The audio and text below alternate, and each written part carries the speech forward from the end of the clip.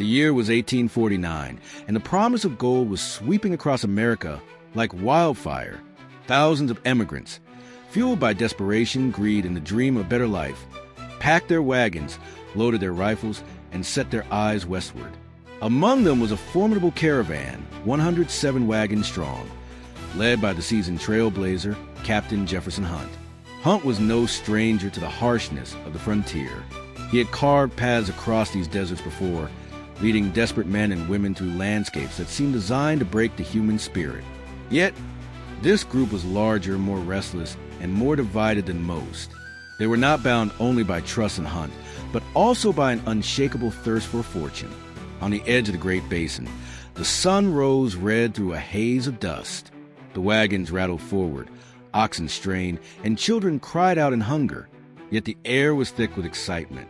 They were chasing not just survival, but glory. Gold country lay ahead, or so they believed. As the days turned to weeks, tension began to stir. Arguments broke out at the campfires.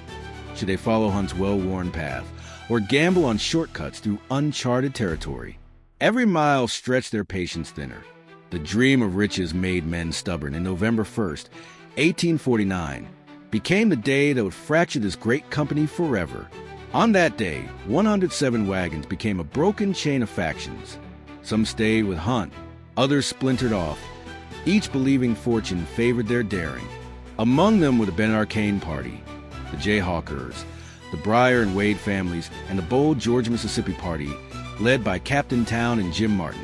None could know that their choices would give birth to one of the greatest legends of lost treasure in American history. The Georgia, Mississippi party trudged across the barren lands with weary determination. Their oxen staggered, their rations dwindled, and winter winds cut like knives across the open plains. But fate led them to White Sage Flat, west of the burning heart of Death Valley. Here, exhausted and frostbitten, they made their camp. One morning, as the sun broke over the Panamints, a discovery electrified the camp. Captain Town was carving a new gun sight for his rifle, carefully shaping a piece of metal unlike any they had carried. When the Jayhawkers and the Breyers arrived a day later, they were astonished to see Town polishing not iron, not brass, but pure silver. Whispers spread like fire through the weary encampment. Town revealed what the Georgia, Mississippi party had stumbled upon: a mesa nearby, its very surface glinting with silver ore. The ground was littered with it, as if nature itself had scattered treasure across the mountaintop. For a moment, the struggles of hunger and cold faded. Here was wealth beyond imagining. Yet, the cruel hand of winter pressed down harder. Supplies were dangerously low, oxen were dying, and the shrill cries of children reminded them of what mattered most.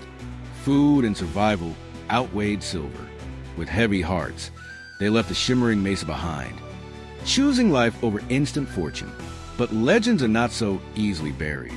As they marched onward toward Mariposa, through freezing nights and across treacherous ridges, some could not forget the sight of that silver-strewn mesa. It haunted them in dreams, gleaming brighter than the campfires that kept them alive. Months later, the emigrants finally reached the edges of California's gold country. Mariposa became their sanctuary. Here, many settled, sowing roots in the golden soil, turning from wanderers to farmers, miners, and townsfolk. But peace did not silence the memory of what they had seen back in the shadow of Death Valley. Around tavern tables and fireside gatherings, the tale grew with every retelling.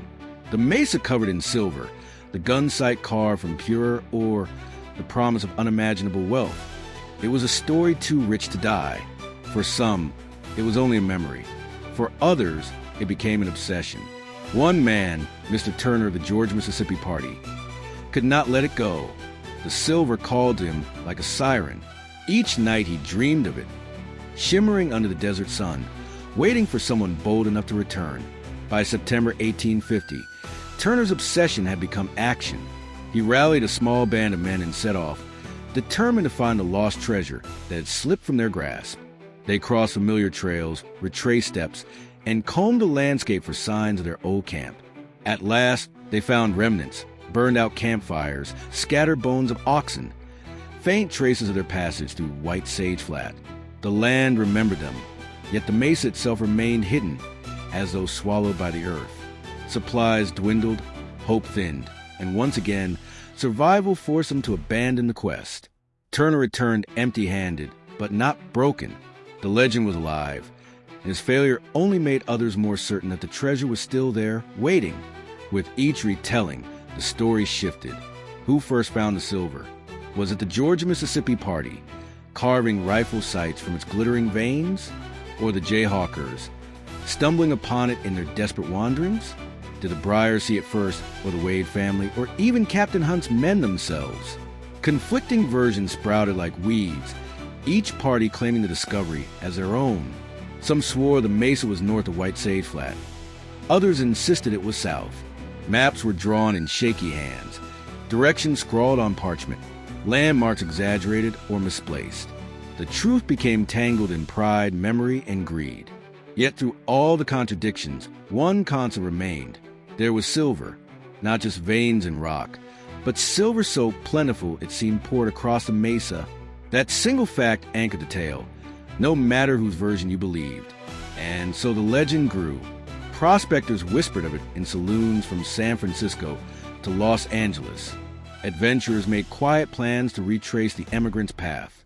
Treasure hunters, old and young, dreamed of stumbling upon the mesa by chance, striking a fortune buried in plain sight. The desert, though, is a master of secrets.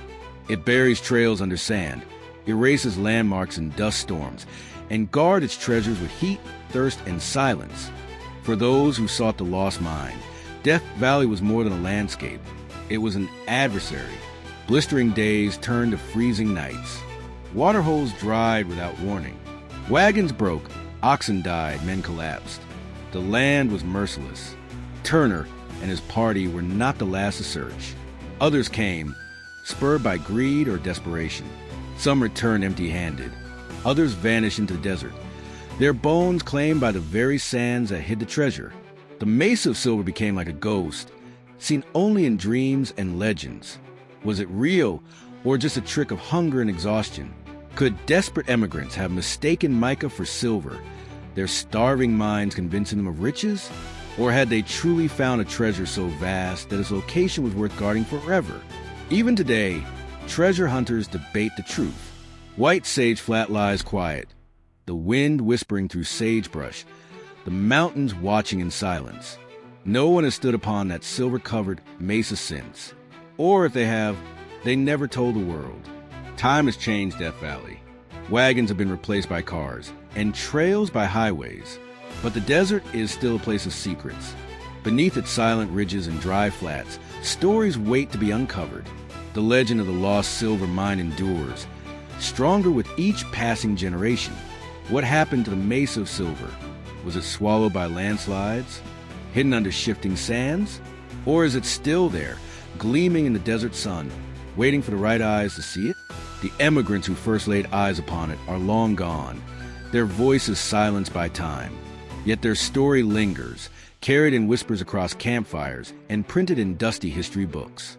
The silver of Death Valley has never been claimed, never been proven false. And so the legend remains, not just a treasure, but of human ambition, the hunger for wealth, the lure of discovery, the dream of finding what others could not, somewhere in the vastness of Death Valley, perhaps atop a forgotten mesa. The treasure of the lost mine still waits. Perhaps it waits for you.